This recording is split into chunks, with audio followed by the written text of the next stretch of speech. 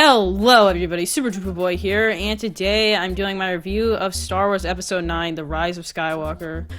So to put it simply, I didn't really like the movie, honestly. But before I tell you why, I'm just gonna go over some of the good stuff. I think Rey, Finn, and Poe were all pretty good in this movie, and C-3PO was actually important, so that was cool. And it had a lot of callbacks and fan service that I liked. And of course, like, the visuals and the music and sound was great as usual. And they did a pretty good job at putting Carrie Fisher into the movie with the clips they had. So there was definitely some good things and some scenes I liked, but there's also a lot of things that I really didn't like and didn't really make sense.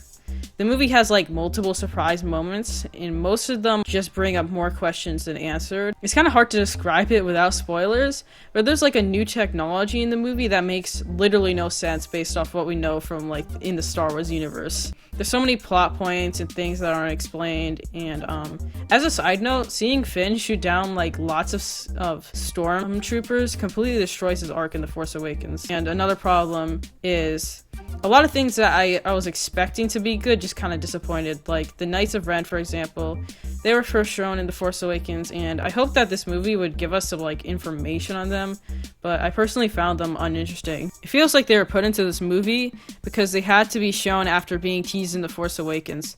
And Sith Troopers were also kind of boring.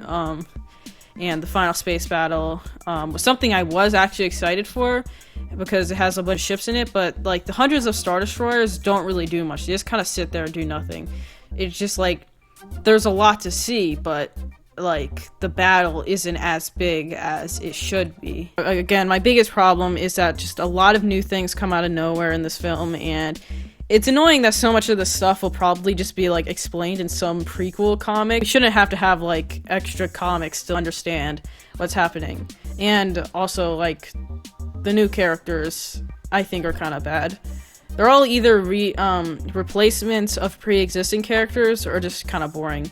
And I guess this is like a tiny spoiler, but it was really obvious from the trailers. But Rose is completely ignored in this movie.